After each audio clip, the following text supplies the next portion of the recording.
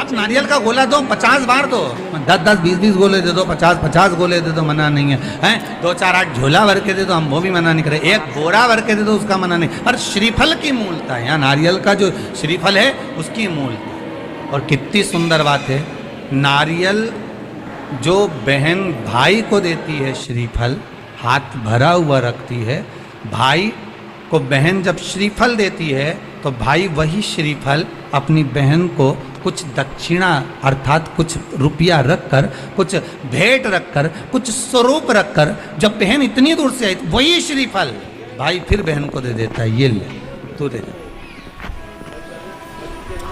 तू रख ले। पर बहन उस श्रीफल को लेकर नहीं जाती, बहन क्या कहती, नहीं नहीं तुझे रखना पड़ेगा, तू रख। तो दो चीज में से जब श्रीफल भाई भेंट रख कर देता है अपनी बहन को, तो बहन श्रीफल वहीं भाई के घर छोड़ देती है, भेंट का कुछ भाग लेकर चल देती है।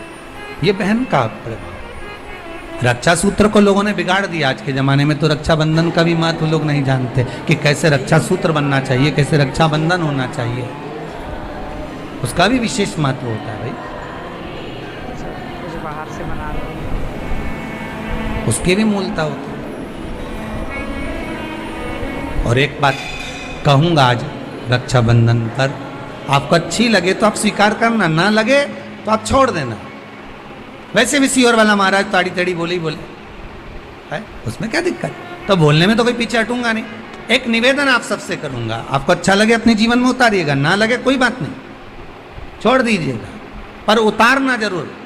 बहन से प्रॉपर्टी के चक्कर में कितना भी झगड़ा चल रहा हो, बहन का भाई से एक मकान के चक्कर में कितना भी झगड़ा चल रहा हो, संपदा के चक्कर में कितना भी झगड़ा चल रहा हो, तो भी निवेदन करूंगा, बहन और भाई तुम खूब लड़ो प्रॉपर्टी और जमीन के लिए, पर रक्षाबंधन के दिन कम से कम एक दूसरे के नहीं भी जाओ तो फोन लगाकर जीजी और बहन भाई से, भाई बहन से एक बार तो बात कर लो, क्योंकि धन अपनी जगह रह जाएगा साहब, वहां धन नहीं जाने वाला, आपका व्यवहार जाने वाला, आपका प्रेम जाने वाला। माना उसने कुछ भी करा हो, अदालत में केस लगा दिया हो, 25 केस चल रहे हो अदालत में, 50 बार तुम्हें पेशी पर जाना पड़ रहा हो, 50 बार झगड़े हो गए, 50 बार तलवार लेकर खड़े हो गए, डंडे लेकर खड़े हो गए, एक दूसरे को मारने को तैयार हो गए, पर निवेदन है एक माता के गर्भ से तुम जन्मे हो, कम से कम उस माता के दूध का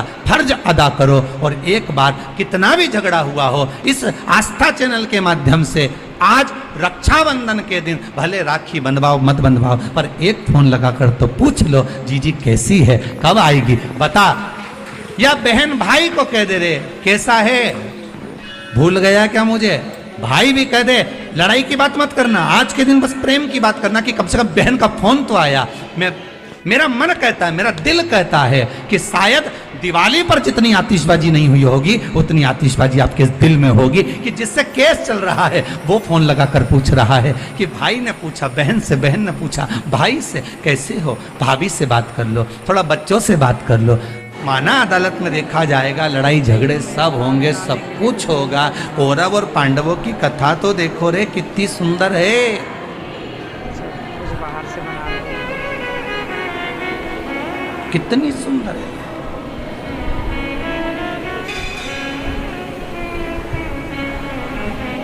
पांडवों की बहन सुभद्रा राखी बांधने कौरवों को जाती है, कौरवों की बहन राखी बांधने के लिए पांडवों को जाती है। जरा विचार करिए,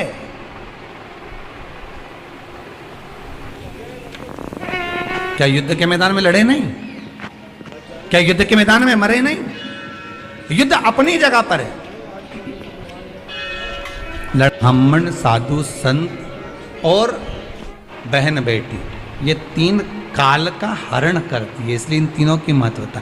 जब ये राखी जो बनती है ना, ये रक्षा सूत्र जो तुमने बांधा है, जो मोली जो बांधते हैं, कलेवा जो बांधते हैं, ये रक्षा सूत्र बहुत दिन तक जब बंधा रहता है, बंधा रहता है, बंधा रहता है, पूरा समय 8 महीने, 9 महीने, 6 महीने, 4 महीने, 3 महीने, जितना भी आप लोग बांध कर रखते हैं, जितना भी 8 दिन, 15 दिन, 20 दिन, जब तक आप बांध कर रखते हैं, उसके बाद में इसको खोलने के बाद कहाँ डाला जाता है, बाहर से बना रहे, कहाँ दिया जाता है?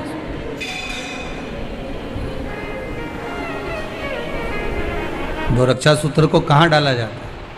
तो कहते हैं जिस स्थान पर गाय को बांधा जाता है, जिस स्थान पर गाय को बांधा जाता है, उस स्थान पर इस रक्षा सूत्र को ले जाकर एक और किसी भी खूंटे से गाय के, या गाय का जो ग्वाड़ा होता है, गाय जहाँ बंधती है उस स्थान पर कोई कील लगी हो, कोई खूंटा लगा हो, उससे इस रक्षा सूत्र को खोलकर बाद में बांध दिया जाता, वहां रख दिया जाता।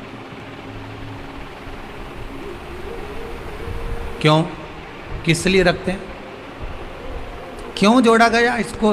हिंदू धर्म में रक्षा सूत्र को गाय से क्यों जोड़ा गया? उसका कारण केवल इतना है कि गौ माता, जब तक आपने रक्षा सूत्र बांधा, इसके बाद रक्षा सूत्र आपने अगर गौ माता के उस ग्वाड़े में कहीं ले जाकर बांध दिया है, दे दिया है, रख दिया है, 33 कोटि देवता गौ माता के भीतर विराजमान होते हैं। 33 कोटि देवता गौ माता के भीतर रहते हैं। और केवल ये जो ये गाय जहाँ बंधती है, गौशाला जो होती है ना, गाय जहाँ बनती है, जहाँ पर गौ माता निवास करती है, हम तो कहते हैं लोग वृंदावन किससे मिलने जाते हैं? जम के बोलिए जरा, भगवान कृष्ण से, ठीक है? और भगवान कृष्ण किसको चराने जाते हैं? गौ माता।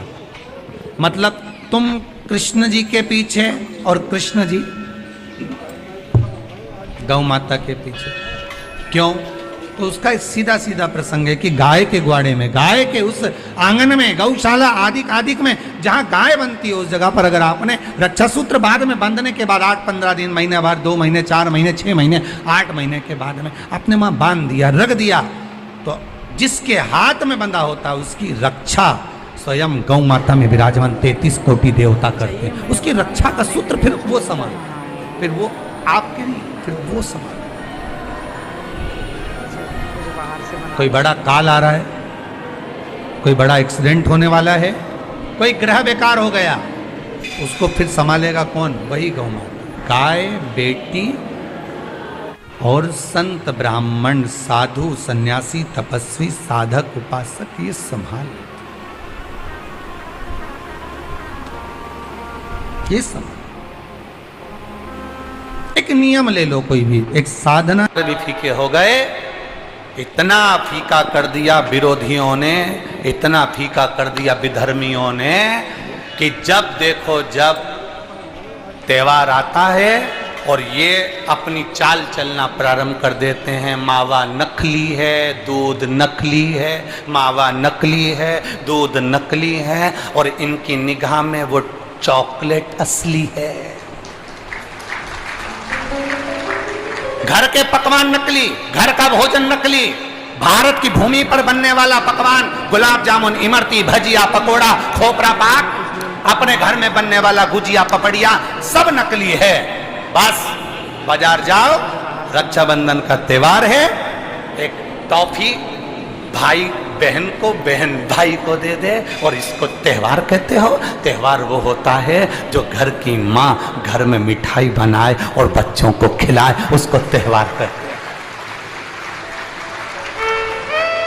फीका कर दिया त्योहारों को। जो भी त्योहार आते हैं या तो 2 हो जाएंगे, 3 हो जाएंगे, या फिर इतने छोटे हो जाएंगे कि उसमें आप विचार करते रहोगे कि मैं कल मनाऊं कि परसों मनाऊं। बस इसी विचार में पड़ते रहेंगे, और हमारा सनातन धर्म का जो हमारा एक आनंद है, हमारे जीवन का जो सुख है, त्योहार का जो उत्साह है, त्योहार का, जन्माष्टमी आती थी पहले, लोग ऐसी जन्माष्टमी मनाते थे। रामनवमी आती थी पहले, रामनवमी मनाते थे। रक्षाबंधन आता था पहले, रक्षाबंधन खुशियों से मनाते थे। जब होली आती थी, होली खुशियों से मनाते थे। दिवाली आती थी, दिवाली खुशियों से मनाते थे। संक्रांति आती थी, संक्रांति खुशियों से मनाते थे। जितने त्योहार आते थे, एक आता था और उसमें उत्साह, उमंगता, आनंदता होती थी। आज के जमाने में इतना इतना बांट दिया इतना इतना बांट दिया कि त्योहार को भी 2-4 कर दिए, तो लोग विचार में पड़े रहते हैं, अब करें तो करें क्या, अब विचार करें तो करें क्या।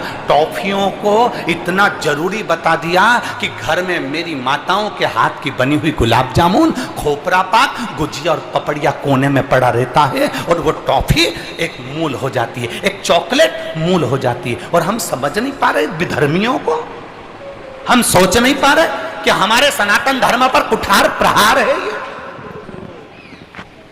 हमारे सनातन धर्म को नष्ट करने का प्रहार है ये। त्योहारों पर कौन सा एक, किसी ने बता दिया कौन से शास्त्र, कौन से वेद और कौन से पुराण में लिखा है कि त्योहार पर बहन भाई को तिलक लगाए तो टॉफी खिलाए, चॉकलेट दे। यह हमारा सभ्यता, हमारी संस्कृति और हमारा संस्कार नहीं है।